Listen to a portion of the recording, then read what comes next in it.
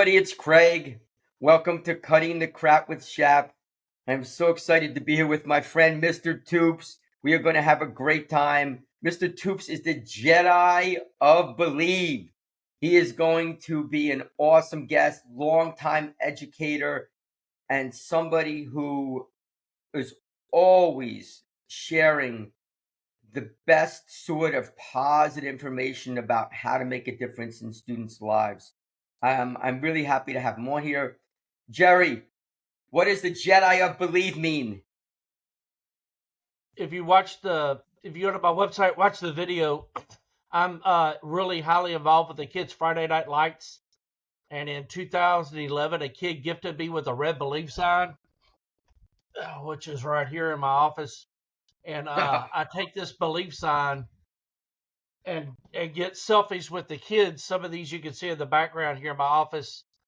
And the Athletic Booster Club president nicknamed me the Jedi of Believe because I inspire not just the kids in my classroom, but the campus and basically the community to believe in a greater cause than what the kids are doing academically, whether it be athletics or just becoming the best person they can be. I love that. And you know what? All the stuff that I see that you do, all the stuff that you post, and all of our back and forth that we've had through just basically our X chat on Teach Pies and the stuff that you've done with your Always Believe chat, I think is just speaks volumes about who you are as a person and just what you stand for. How many years of teaching have you done? I've done 34. Next year will be my 35th. Nice. So I'm like right there. I'm like 30. I think next year will be my 30. I think my 36th, something like that. So we've been in the field for a long, long time. One of the things I know you mentioned, talked about this positivity is nonverbal. What do you mean by that? Your positivity, you wake up every day and you could engage your positivity. Last year I started journaling and the first thing I write every day is what am I excited about? If you write something down that you're going to look forward to that day, you're likely to encounter the day with positivity. And your positivity in 1990, I wrote those who have positive attitudes at all times will soon become a source of inspiration. And that became evident in my 35-year career. I mean, that's a real true statement. You got to be positive. It's so funny you say that because I often talk to kids like I'm at the high school, so I'll see kids very early in the morning. Like they'll come into my room at like 7 a.m. and I'll watch them. I'll watch their body language, and I'll always like say to my class, like, when you enter the building, what are you thinking about? Are you thinking about, man, I don't want to be here. I hate this place. Oh, I don't like school. Or are you thinking about, hey, how can I help somebody be better for today? What can I do to make my day better? I think a lot of people, unfortunately, find that to be like kind of hocus pocus, like, oh, that stuff doesn't work. Like, who cares about that? But I'll say to kids all the time, like, your attitude matters. Like, not just what you say, but how you carry yourself. Like, when you walk into the room, if your arms are folded and you got a grumpy look on your face, don't you think that that's influencing the people around you? They're going to see how you are. And they'll be like, I don't understand, Chap, how you can come in happy every day. And I always say to them, there are three things that I do every single day. Kind of like what you talked about, like something you do every morning. There's three things. Obviously, one of them is exercise. Another one is kind of like food. But the other one is before I leave my house, I never leave the house without thinking of something that's going to be positive during my day. But I, Excellent. but I think though, going back to that, I think how do you like you do it and I do it, but how can we get or how can we help other people to do that who might be struggling? You really have to be a constant source of positivity, and you gotta connect with just the kids and the coworkers and help them out. Something I did this year is I'm the math department chair, and I showed the math department my daily log and how I do that each day. And that makes a big difference for me, writing down something that I'm looking forward to. And hopefully my math teacher started doing that log, because it really, really makes a difference. Yeah, that was what you shared with me, wasn't it? Yes, that's what that morning mindset. Yes. Yes, morning mindset. I love that. I think that's a but again, I think again that's for so many people it's hard to get into that kind of train of thinking. Like if you are somebody, I'm not even talking about just education. I'm talking about life in general. It's very hard for people to be able to make that kind of commitment to do those kinds of things. It's not impossible, obviously, because we're doing it, but I do think it can be very challenging. Yes, and your positivity can squelch out negativity. And I've, my coworkers have told me that in the past. Like they were sitting in a meeting and everyone's griping, and I'll walk in, and all of a sudden, the whole atmosphere of the room changes. So your positivity definitely matters in your school, and your coworkers need that more than they realize. Oh, that's definitely true. And it's funny where I work, I kind of get the same thing because I'm always in a good mood.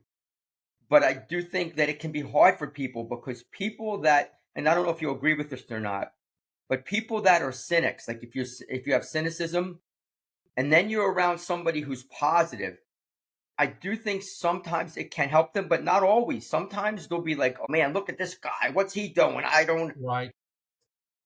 It's a slippery slope. A lot of that is really dependent on the culture of your school. Correct. It's the principal really sets that tone, and pretty unique. The principal put me right in the middle where all the kids walk by, and my assistant superintendent came to me in the spring and told me that basically the school felt different because between classes I'm out interacting with the kids, Yep. making them smile, and that just brief between the passing periods when I'm making those kids smile, it's impacting the entire climate of the school. And that was a profound statement he told me, and it really impacted me. But isn't it funny though, like Jerry, like I always say, like if you think about that, in between the class, you're in the hall, right? Yes, Would you say that's hard to do? you have to have a mindset to do it. You Well, got to be out of the hall, and like I check roll by when the kids walk into my door, I'll check off their name. Mhm. And that's how I check rolls, so they're physically in my room, and I always greet them and tell them they're awesome, that they're going to have a good time. I try to make one of my goals every single day is to make every kid smile. And if you make a kid smile, that generates joy, which generates positivity. And so, but again, though, do you think? I guess my question is, do you think that is hard to do? Like, do you think it is hard to get out in the hall and say hi to kids? If you want to, it's not. If you want to stay in your room, and I mean, it's a tough call. That the teacher should be in the halls, and a dedicated teacher knows that, because between classes, if it's chaotic, it's going to be the chaos is going to go into the classroom. If it's a positive experience in the hallways between classes, that positivity will go in the classroom. I love that. And you know what? Again, I think you just touched on it because I was trying to get you to say what you said. Which is basically like if you say to somebody, "Hey, listen, in between the class, get out in the hall and say hi to kids, greet kids," right? That's not complex. That's not Mhm. some like that's not some unique thing. That it's not you don't need to really do anything. You don't need to kind of be up at the board. All you have to do is kind of get out in the hall or greet kids. But I see so many people that struggle with it because in order to do it, like you said, you have to really want to do it. Like it has to become a priority. It needs to be genuine too. The kids will know it if it's not genuine. It has to come from the heart. And if it does come from the heart, you truly do impact the kids. Even if they're not in your classroom, you're going to make them smile. And it's going to influence the entire school building. And that generates the climate of the school. You know what's funny is so before our students graduate from high school, we have this event called Night of Reflections. It's like a special event the day before graduation at night where all the seniors come with their cap and gown. A lot of the parents come, and it's like a celebration of their year. And students do some kind of talent, they'll sing, there'll be different things, and then the students nominate teachers to speak. So they nominate 5 teachers every year to speak at the night of reflections. So I've spoken, I think, 14 straight years. But this year I was the keynote speaker, who was the last person to go. And I always say that, and of course, I'm proud of that, but a bigger part of it is so many of the seniors that are nominating me and the other teachers, I don't even have them. Right. They're not even students that I have. Now, a lot of them I had earlier in their high school career, but I don't teach a lot of them when they're seniors. I had them Correct. when they were 10th graders, sometimes 11th graders, but now they're voting because it's exactly what you said. It's leaving that impact in a way where, like, man, this guy's really trying to, or this woman's really trying to make a difference in my life. And the kids don't forget how you made them feel. Yeah. And if you read my book, it's the psychology of that is very interesting with the study of the mirror neurons and like you feel people are positive, you start feeling positive too, and that's your mirror neurons firing off. And if the teachers are able to channel their nonverbal communication to be positive attributes, I mean that could change the life of a kid, and they're not going to forget you. And the learning and behaving often becomes intrinsic when that starts happening. And then your classroom management takes care of itself because the room's going to be student centered because they're going to be teaching each other. It's going to be a classroom that peace is evident when you walk into that room. It made a lot of sense when I researched my book because I've been in different classrooms and they feel so different. And then when I did that, that's just your mirror neurons firing off, and that teacher is generating that classroom environment. Yeah, and I would say to anybody, if you're in education, to think about what Jerry said, like when people walk in your room, students walk in your room, adults walk in your room, what are they thinking? It's one of the most critical things we can do as educators and leaders. If you're a leader, when somebody walks in your building and they get a vibe, what is the vibe? Correct. That's the climate of the school. The climate of the school are the adjectives that the kids describe the adults in the building with. And those adjectives are what the teachers or the adults are nonverbally generating. True. Excellent. So Jerry, one of the things I asked you is, like, during our time together, you kind of mentioned that you want people to come out of it with how positivity impacts others. Can you what do you mean by that? Your positivity your fires off the mirror neurons and those around you. Your positivity, if you're positive, like I said, my goal every day is to make every kid I see smile. If you generate smiles with those kids, when a kid smiles, all of their life's bad things momentarily disappear and they vanish just for a moment. And the more you do that, joy is generated, and that positivity will make that person have a better day. And you That's have true. the ability to do that each and every single day, with especially in education.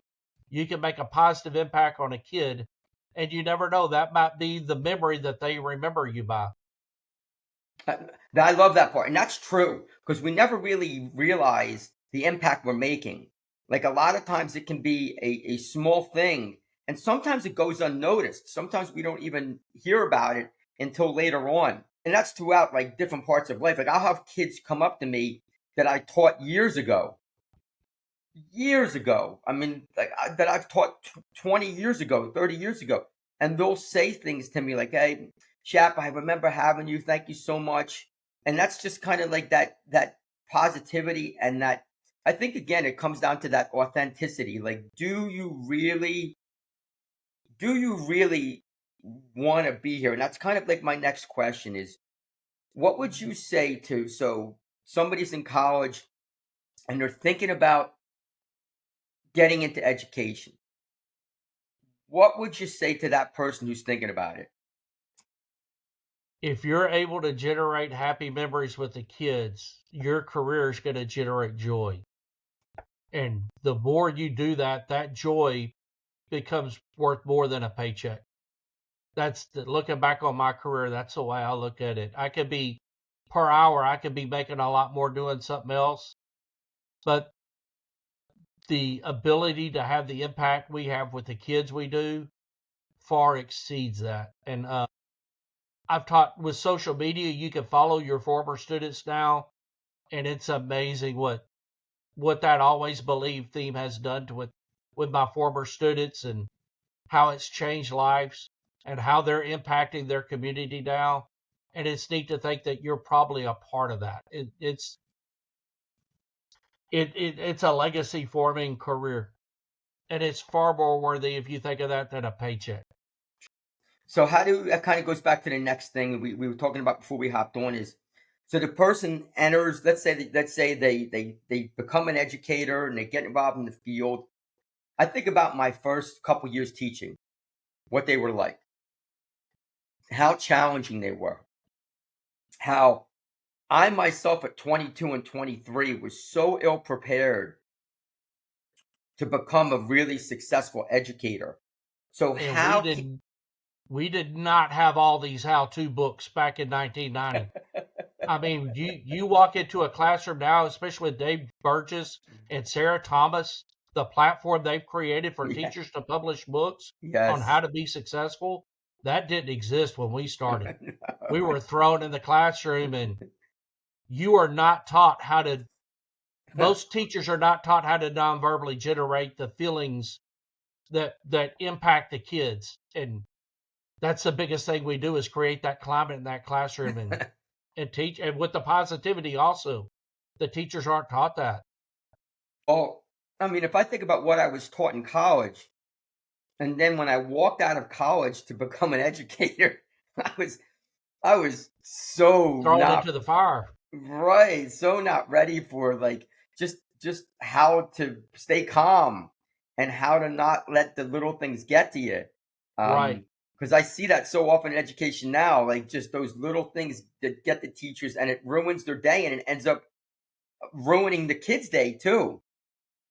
Yes, definitely. One negative teacher could destroy a kid's day Yeah, and their coworkers' day. but that's something where you know I'll talk to teachers and like mentor, and I will always say to them, think deeply about the things that are getting you upset. Like, is this one thing really worth the energy you're expending it on? Because there's so many other things around it that are really good, and you're letting this one thing kind of really, really get to you. Not just you, everyone around you. Yeah. Well, yeah, that's the carryover effect. Like that's that nonverbal presence that you're giving. Correct. Like, you don't realize that when somebody walks in the room and they're grumpy or their arms are folded, you pick that up and you see it.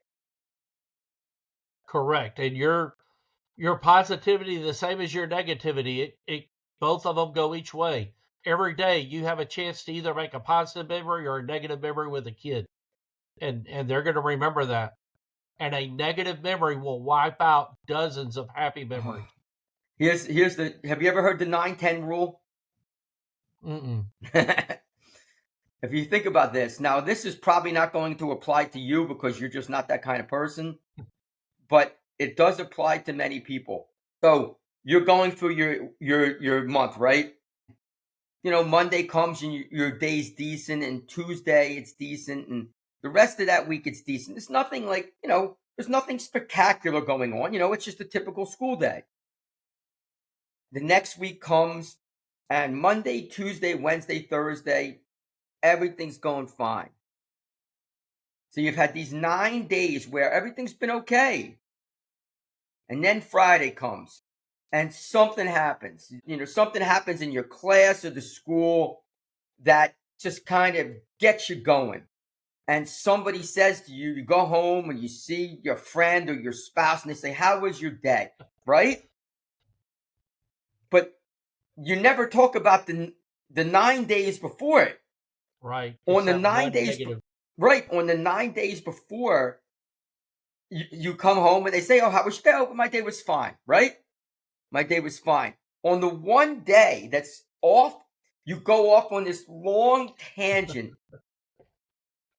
But that's how our brains are wired, though.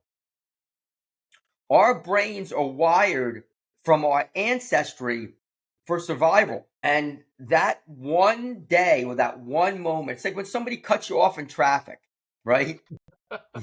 Right? And you want to kind of flip out. But I think that's something I have 3 words that I say to kids. I say, train your brain. Train your brain. And they'll be like, "What do you mean, Chap?" And I'll be like, you have to train your brain to think and act a certain way. And it's not something that you do one time. It's something you got to do every day. It's just forming those habits over and over and over again, doing those same habits that you just kind of build and build and build.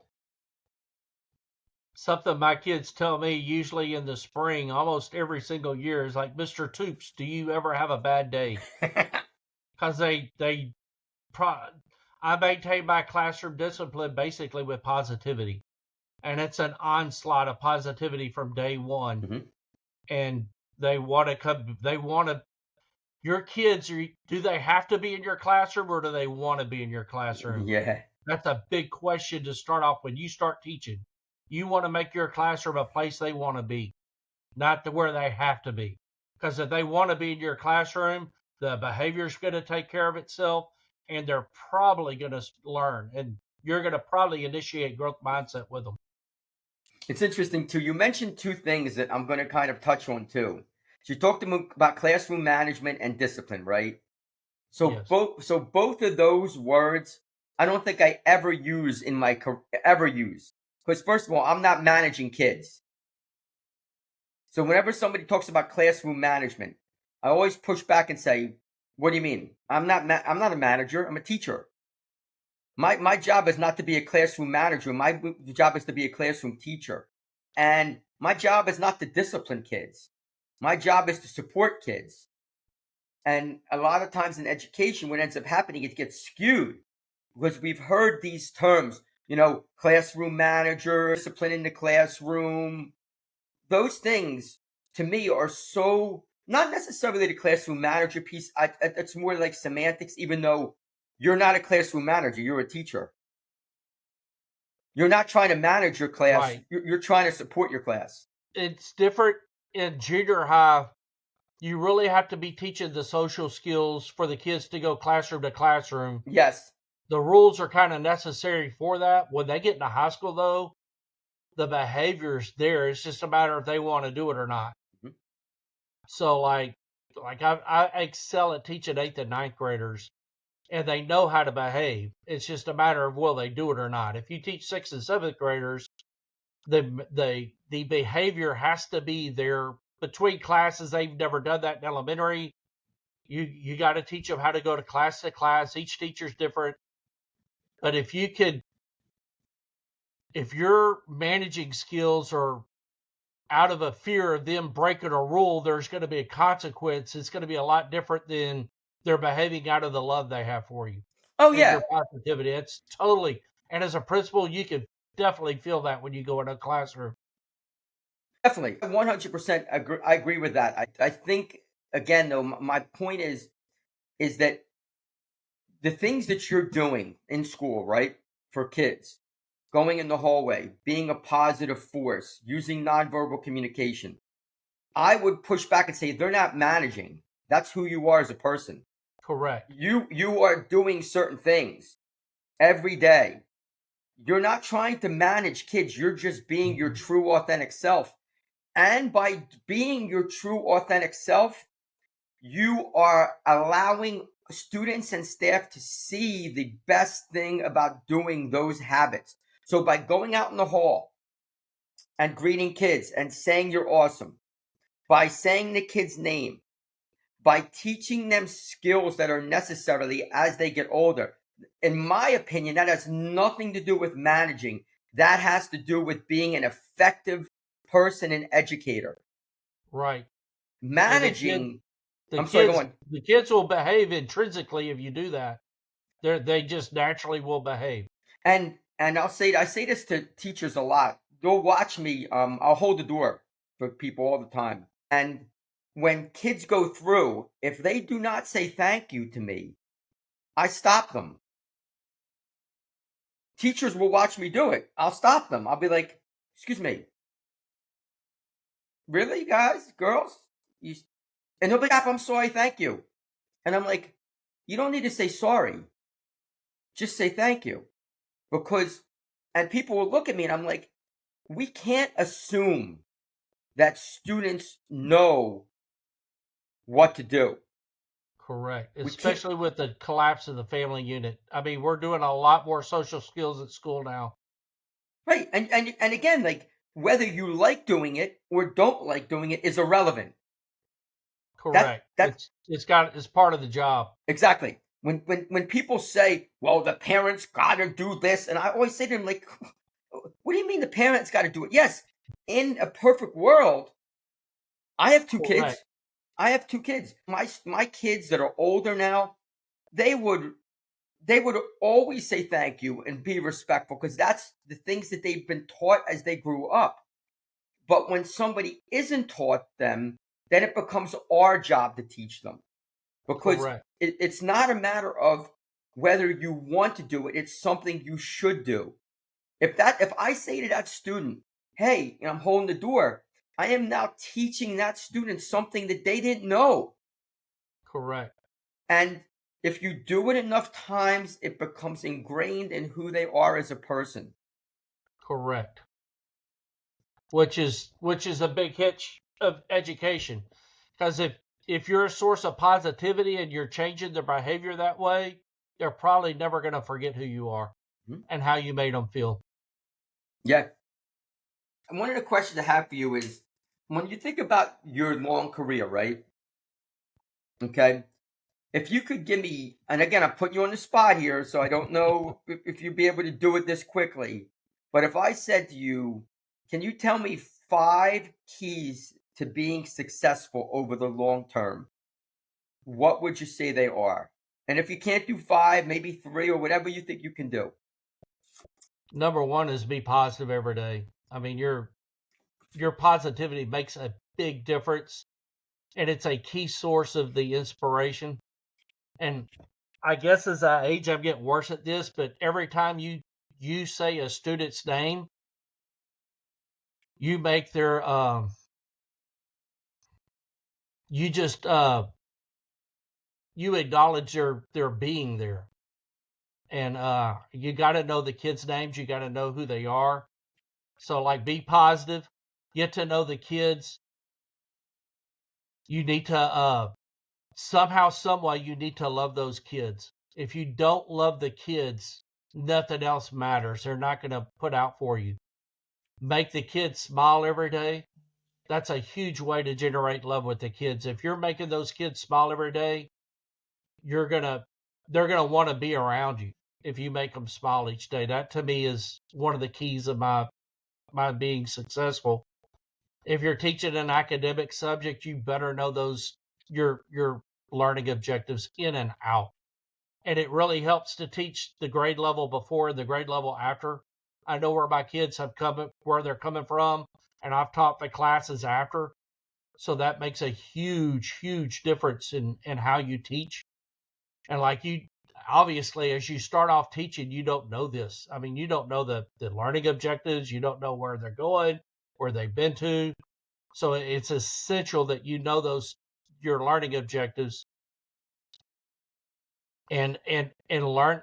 Looking back on my career, learn how to hone your nonverbal communication and find out what the kids are saying about you, especially at Christmas at the end of the year. Like Mr. Toops is like what Walt Disney character and why? What one word would you describe Mr. Toops with and why? Because if you know that, if the kids are being honest with you, you're going to learn what you're non-verbally generating. And you need to be non-verbally generating positive attributes to become a source of inspiration. It's funny. So I have your 5 things and tell me if they make sense, okay? So you had Okay. positivity every day, right? Right. Know their names. Right. Okay. Love the kids. Right. Smile And make the kids smile. and know the learning objectives. Yes. Okay. So it's interesting. So I'm trying to think of what my five are. Okay. So now that you gave me them, I would say, okay. Well, number one on the list for me would be love your job. So I'm writing it down. Love your job. Yeah. Now, before I say that, and before I go into it, it doesn't mean love your job every moment. That's impossible. If you have a long career and you have 30, 35 years in teaching, you're At not 9 going to, out of 10, right, you're gonna have a bad day. right. So that's that 9-10 rule. Right. Um, love your job most of the time. Most of the time. Nobody's going to love it all the time. When I say to people, when they ask me, what's your career been like? And I'll say to them, well, I've taught for 36 years. And out of the 36, I would say 33, 34 have been very, very good and a couple tough ones. So I would say love your job is number one. I would say number two is love your content. I really believe that loving your content is critical because no matter what you teach, no matter what grade you teach, if you are passionate about your content, The kids will know that. 100%. For me, I was so fortunate that I got into the wellness field, which is a big part of my own life. Like my own life is largely based on wellness. So teaching that to students is things that I already do. I'm already doing these things. Loving your content, I think, is critical. Number three would be don't sweat the small stuff. And for people that are in education, I've worked with people. I've known many people that will have a good day and the littlest thing will happen and it will end up just throwing them through a loop. You got to be able to separate the big things from the little things. And I will just simply say it this way. Let's say your school has a policy of, let's say they don't want hats in your school. Okay. And a student is wearing a hat. You can either make that a little thing or a big thing. Right. If the student is engaged in class and actively participating and learning, but they wear a hat, don't make the hat a big thing. It's not a big thing. If, on the other hand, I'll just do it this way. If, on the other hand, the kid's not wearing a hat, but they're sleeping in your class, you probably do want to make that something you address. So don't sweat the small stuff is a biggie for me. I would say number four is be flexible with your instruction. Be Definitely. willing to adjust when necessary. You got to adapt and overcome every year. You have to adapt. You can't keep using the same stuff either. And I would Every say that every set of kids is different. and I would say that it's not even every year. It's every day. Like if you're doing a lesson and you're reading the nonverbal cues that your students are giving you, like if they're drooling, you probably want to do a check on your lesson and say like, "Hey man, why are kids drooling in my class?" And again, I'm not talking about one student. Maybe a student's having a tough day. Maybe they didn't sleep last night, whatever it is. But be willing to be flexible with the things you do. And probably my fifth one would be willing to give yourself grace. I think Especially you're dealing with kids. Like yes, I've said things I shouldn't have, and you just got to learn. And you develop patience over your career. That forges you. If you give yourself grace and you realize you did wrong, and you're dealing with kids every day, you're a human being, and your patience is huge with the kids. Huge. yeah. Well, I mean, the patience piece is. I mean, I think about it. This past year, I had an issue with a couple students in my class, and it just at some point it just got to me, like it just got to me. And I remember talking to the two students in class, and I was like, "You guys gotta freaking grow up, grow the frick up." and the class was like this because I don't ever do that. You're out of character. Exactly. But they got me so fired up that and again, after it happened, I had a long talk with them like, guys, I don't mean to get angry with you, but at some point you just got to get your act together. You can't keep acting this way. It's just not. And again, they were like, sorry, Shep. And I'm like, no, please don't apologize to me. Don't apologize to me. Change your behavior. Right. And again, that's kind of like, that's that authentic self, you know? That Correct. would, If you're teaching middle school, those kids will, some of them will want to make their teachers pop off. And when you pop off, they win. right. And that forges you, because they will misbehave and try to get the teacher upset, and it's tough teaching at junior high. I mean, high school they will do it, but not as prevalent in middle school. I worked next to a classroom that went through like 4 or 5 teachers, and I had the same kids. They didn't do that to me, but that other teacher, they knew that room was like that, and their goal was to make that teacher upset every day. Yeah, and what happened, of course, is they knew the teacher either didn't love them or care about them. You know, that's I would say like number 6 on my list, and it's something you've talked about multiple times, is every kid who knows me knows that I am real. Like what you Right. see is what you get. There's no fake. Genuine. Yes. I think that's so critical in the field, in my experience. If you're positive, I mean, you really got to, your positivity matters, and that needs to be daily, daily, daily. You got to me, every time I make a kid smile, it cycles with that joy and positivity. And that really helps my positivity each and every single day. Well, it's funny. I don't have I wish I had the sign in front of me, but I would say every day I have a sign that says every day is a chance to make somebody smile. And it's funny. Think about you talked about the neurons firing. Right. When somebody smiles or tells a joke, what does it make you do? It It makes makes you like, it's exactly, makes you smile, makes you laugh. exactly. So It goes back and forth. the human connection in school and wherever we are is critical. As we kind of getting close towards the end, I want to ask you, tell me some of the challenges that you've overcome. Uh, Personal life or You uh, you do whatever you want to do. You can do both, whatever you feel comfortable talking about. if you read I've been blessed to be author 2 books. My first book, The Story of Always Believe, starts off with the 3 lowest valleys of my childhood. And if when I was 5 years old, one of the first things I remember is my right eye. That's why my eyes made look kind of weird in this video.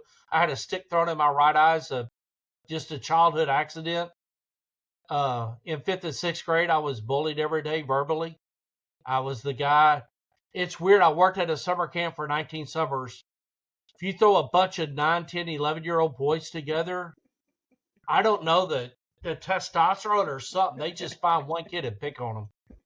I don't know why that is, but man, it happens over and over. And I was the one kid that was picked, and I was called names every day. And that made me an introvert, basically. But it also forged me and made me better as a person, and it gave me patience.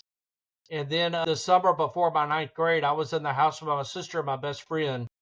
And this is probably the most impactful moment of my life. And my father attempted suicide. Oh, And I had to be in the room with him. He shot himself in the head. And I was in what? the room with him until the ambulance came. And Hold on, hold on. I cannot ever unsee that. And there's Did a he? special connection when I teach 8th and 9th graders, I guess because of that moment. But I really form a deep relationship with 14 and 15-year-olds. And I guess it's because of that. And looking back on my life, a lot of my high school teachers went to school with my dad or knew my dad, and looking back on my life, they really had my back going through high school and looking through everything. Things just happened in my life. I never thought I would be a teacher, but I went to college, and I mean, it just all worked out. Looking back at everything, every link of my life led to another, and it put me in a classroom in Killeen High School in 1990. And I wrote, "Always believe in yourself" as your first classroom rule. And 35 years later, those childhood valleys really forged me into become the educator I am, and empowered me to connect with the students in a different way. And as a result, I got 2 books that I've authored, and hopefully I could inspire other educators to learn how to inspire other kids to believe. Because when you inspire a kid to believe, you change lives. And my star scores, I went from a very affluent school in my district to a low performing, underperforming school, and I initiated that growth, that the growth mindset. When you start believing in who you are, your growth mindset is activated, and that was evident in the scores my kids had this year. It was the best I've ever done in my career. I Which I doubled saw. 12 kids' scores. I saw them. They were amazing. Amazing growth. I mean, the academic growth in that is second to none. And that's just a kid knowing that a teacher believes in them.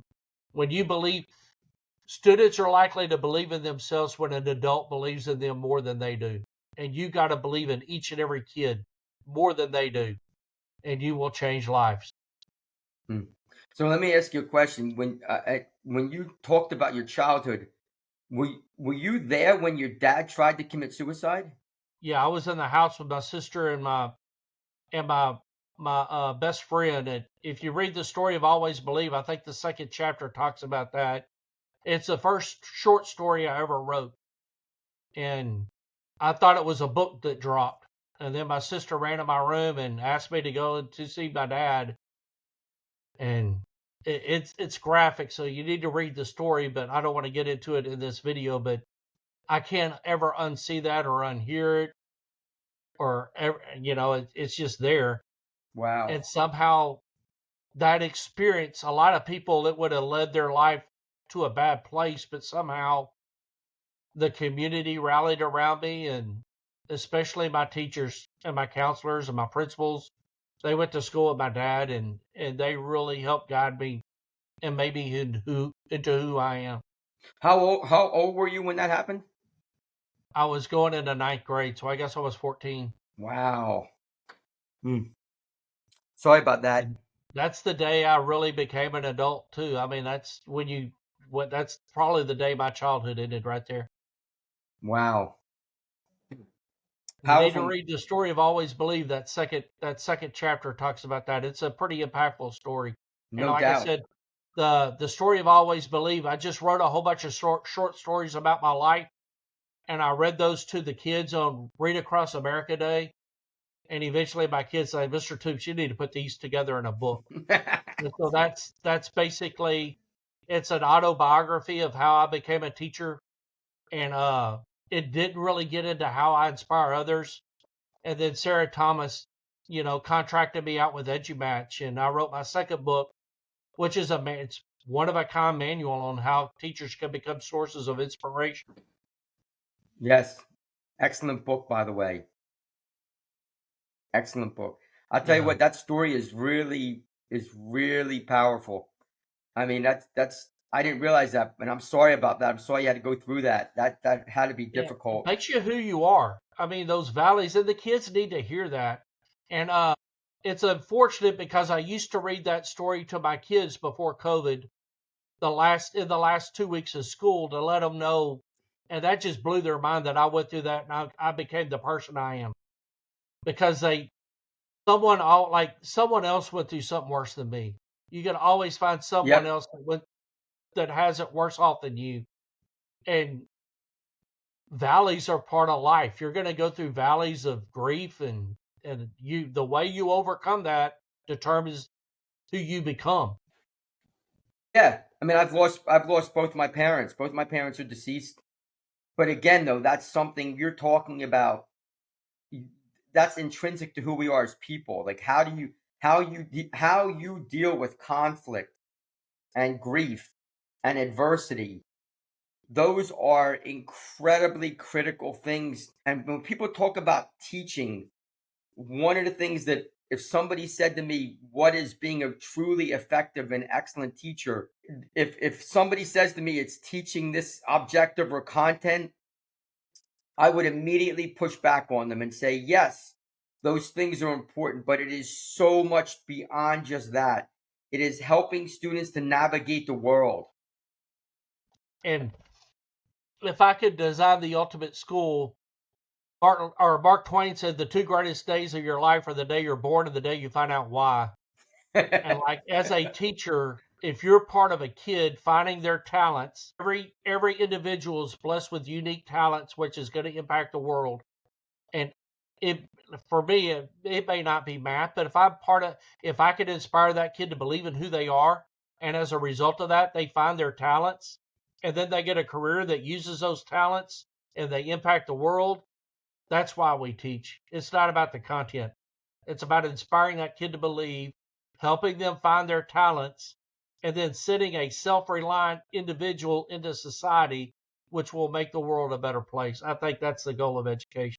Mm, spot on, Jerry. Spot on.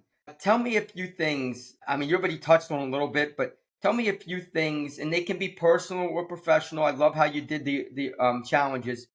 Tell me a few things you're really proud of. I guess it was 2000. It was before COVID. I think 2018. A student came into my room and asked me if they could. She was a junior at that time, and asked me if she could do her senior project about a video documentary about my career. And when you've seen that video, right? I don't know. I have not. The story of Always Believe. It won second place in the state of Texas. When your career empowers a kid to develop it just wasn't a, that was probably the most amazing moment of my life. I was there with her when she won second place in Austin, Texas that night.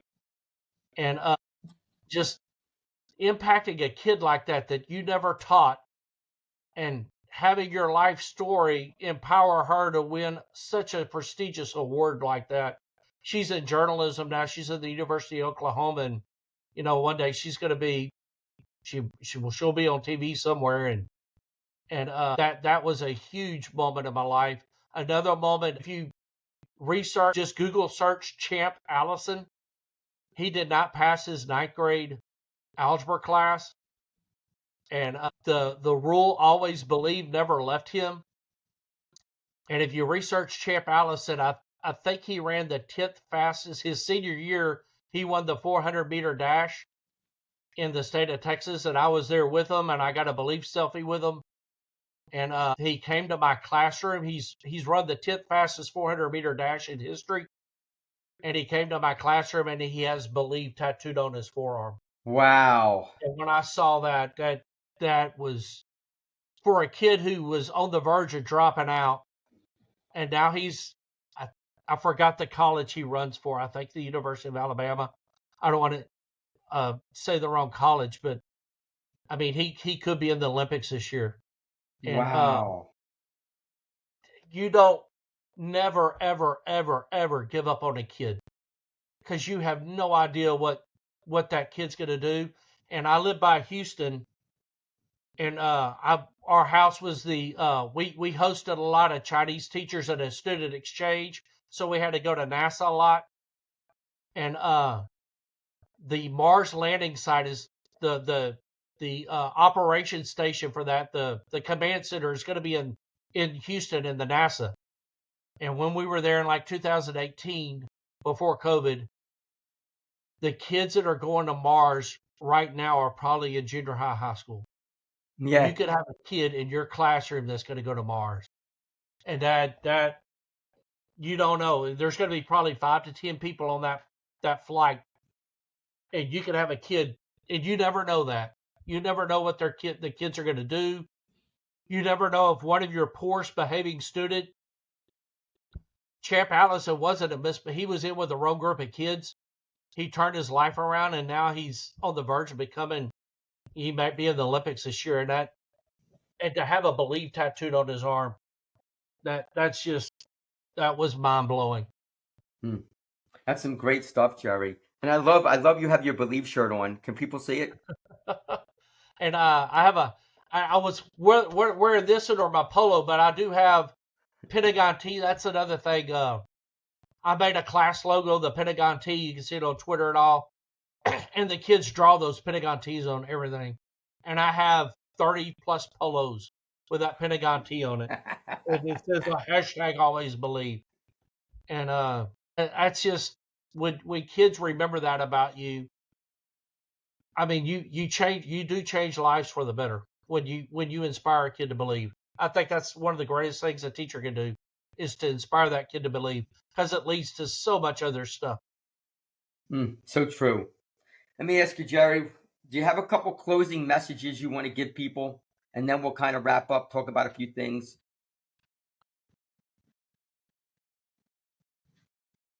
To succeed is one thing, but to make others become better through your successes is what every successful person should strive for. I wrote that in 1989, not even knowing I'd be an educator, and that's the the more you make your life about others becoming better, the more complete your life is going to be. And as a teacher, every single day you're in the classroom with kids, you're given the opportunity to do that. And that's worth more than any monetary paycheck you can make. So make your life about others no matter what you do. Make your life about making everyone around you smile. The more you make people smile, the more joy you generate, the more positive you're going to be, the more complete your life's going to be. You're going to wake up and want to go into the world. That's some great stuff, man. I love that. I love that.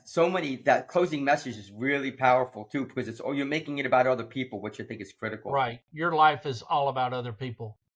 If you can make millions and millions of dollars, but if your life's about me, you'll never have contentment in your life, and your life will never be complete. Look at all the famous movie stars and stuff that commit suicide. Oh, You know, they have all the money in the world, but it doesn't buy happiness. Your ability to make everyone around you smile is what generates joy true. and your Everybody, positivity. everybody. Jerry, thank you for being on, bud. You're wonderful. Thank you for spreading positivity. Man, I loved so much of what you said. When we wrap up, just stay on for a minute if you don't mind. Jerry had so many positive messages. I mean, I have like 17 post-it notes that I wrote down as he was talking. But again, please consider subscribing to the YouTube channel, Cutting the Crap with Chap. It's also on Spotify. If you'd like to be on the podcast, I'd love to have you on. It's all about spreading a really positive message and having these really authentic conversations that make a difference in people's lives. I am so grateful for all that Mr. Toop shared today. So many things that I didn't know about that he shared. And obviously, we both are longtime educators, and seeing and hearing another educator speak to his passion about changing kids' lives makes me feel good about the job that I do, because I always believe that it is about making a difference in people's lives. Whether you're an educator or not, whatever you do, try to do that. My closing message is just something that Jerry said.